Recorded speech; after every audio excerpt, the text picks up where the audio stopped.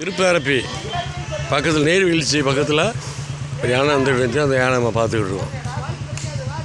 திருப்பரப்பி நீர்வீழ்ச்சி பக்கத்தில் இருக்கக்கூடிய யானையை நம்ம பார்த்துக்கிட்டு இருக்கோம்.